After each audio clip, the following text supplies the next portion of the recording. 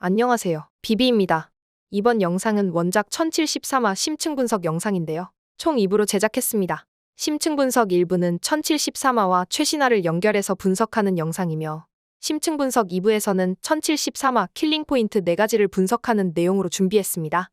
지금부터 심층 분석 1부를 바로 시작하겠습니다. 원피스 원작 1073화의 킬링 포인트는 총 4가지가 있었습니다. 첫째, 에그헤드에서 스튜시는 CP0를 배신하고 스튜시는 베가펑크가 세계 정부에 심어놓은 스파이라는 사실이 밝혀졌습니다. 둘째, 루피 일당과 함께 에그헤드 섬을 탈출하기로 한 베가펑크가 실종돼버린 사건. 셋째, 스핑크스 섬에서 로쿠큐우에게 체포된 위블. 네 번째, 베가펑크 제거 작전에 오로송이 개입하고 함께 동행한 키자로. 이렇게 1073화를 4가지로 요약할 수 있는데요. 1073화 내용을 전부 하나로 연결해보면 전부 베가펑크와 연관된 내용입니다. 베가펑크가 만든 클론, 스튜시와 위블, 그리고 베가펑크 암살 작전과 그의 실종. 베가펑크는 처음 소개될 당시에 해군 소속에 있는 천재과학자로 알려졌지만 베가펑크가 SSG에 소속되기 이전에 메지스라는 뒷세계 인물인 루펠드의 후원으로 운영한 평화연구소 소속이었는데요. 현재 베가펑크가 정부 소속으로 활동하는 것은 베가펑크가 정부에게 납치되고 협박을 당한 건지, 베가펑크가 정부에게 위협을 받자 기회로 삼고 정부와 협상을 하게 된 건지 아직 확정지을 만한 단서는 없습니다. 하지만 객관적으로 봤을 때 천재 지능을 가진 베가펑크는 이번에 자신을 암살하려는 세계 정부에게 과학력을 계속 제공하겠다는 협상을 해서 충분히 목숨을 구제할 수 있는 것으로 보이지만 최근 에그헤드 편에서 베가펑크의 행동만 보면 이제는 더 이상 도망치지 않으면 살아남을 수 없는 것을 확신하고 있습니다. 심지어 처음 보는 루피 일당 편에 서서 탈출 계획을 세우는데요. 아마도 과거에 베가펑크는 메지스에서 활동했을 당시에 이미 세계 정부에게 암살 대상으로 찍혔고 그때는 아직 파시피스타와 세라핌이 없었기 때문에 베가펑크는 자신이 빠진 위험의 상황을 기회로 삼아 세계 정부와 협상을 했을 것입니다.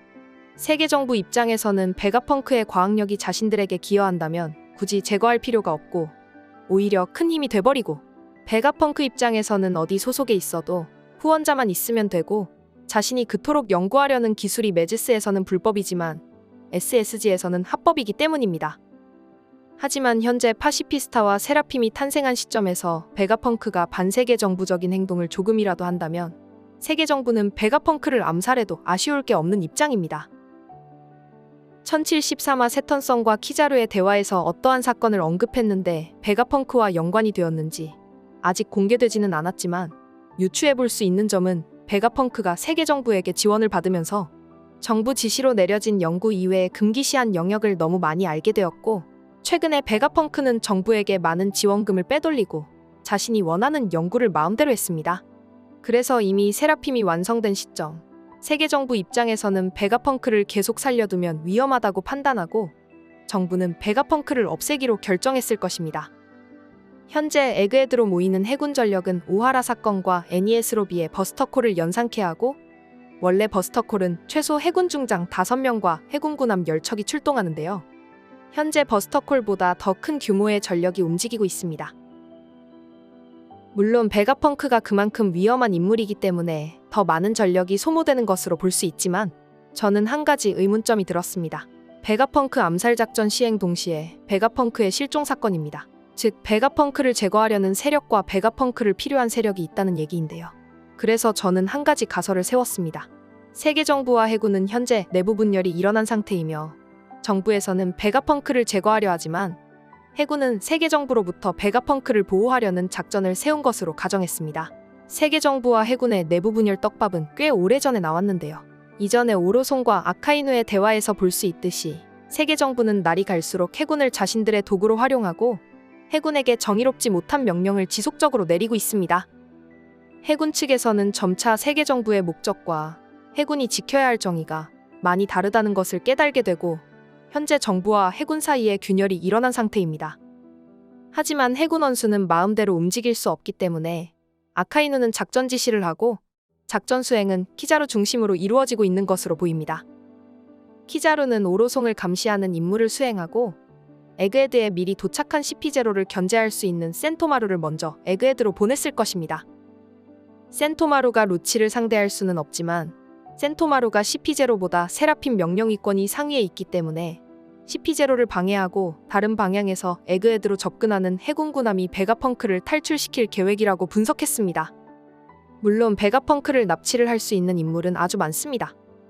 고대병기가 필요한 검은 수염이나 카리브가 언급하는 그분 또는 크로커다일 혹은 숨겨진 제3의 세력일 수도 있지만 무엇보다 에그헤드는 정부섬이기 때문에 검은 수염을 비롯한 수많은 세력들이 큰 전력 소모를 감수하고 마음대로 들어올 수 있는 섬이 아니라고 생각합니다.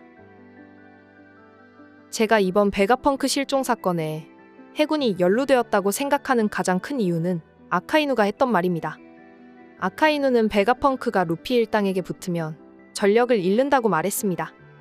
만약 세계 정부와 해군이 같은 목적이라면 전력을 잃는다는 표현을 사용하지 않았을 겁니다. 왜냐면 베가펑크를 제거하는 게 전력을 잃는 행동이기 때문입니다. 해군이 세계 정부에게 대항하기 위해서는 베가펑크의 기술이 필요하고 이번에는 해군에서 세계 정부 모르게 작전을 세우고 있는 것으로 보입니다. 세계 정부 작전을 모두 알고 있는 해군에게는 완벽한 전략이었지만 해군이 계산하지 못한 변수는 루피 일당이 에그헤드에 등장한 것입니다. 아카이누는 베가펑크가 루피 일당에게 붙으면 막대한 전력을 잃는다고 했습니다. 아카이누는 왜 베가펑크가 루피 일당에게 붙는다고 말했을까요? 즉, 해군에서 일방적으로 베가펑크를 필요한 것이고 베가펑크는 세계 정부뿐만 아니라 해군에게도 벗어나고 싶은 입장이며 마침내 루피 일당과 만나면서 함께 탈출 계획을 세우게 된 것입니다. 그래서 1073화에서 베가펑크가 실종된 것은 해군에 소속된 인물이 베가펑크를 생포한 것으로 분석했습니다. 향후에 베가펑크를 납치한 인물과 루피의 전투신이 나오고 베가펑크를 탈환하게 될지, 루피 일당이 베가펑크를 놓치게 될지 아직 정확한 전개를 알 수 없지만 현재까지 나온 떡밥과 단서들로 베가펑크에 대해서 분석해보았습니다. 시청하신 분들 중에 다른 의견이 있으시다면 댓글에 남겨주시기 바랍니다. 영상을 시청해주셔서 감사합니다. 영상이 마음에 드셨다면 구독, 좋아요, 알림 설정 부탁드립니다.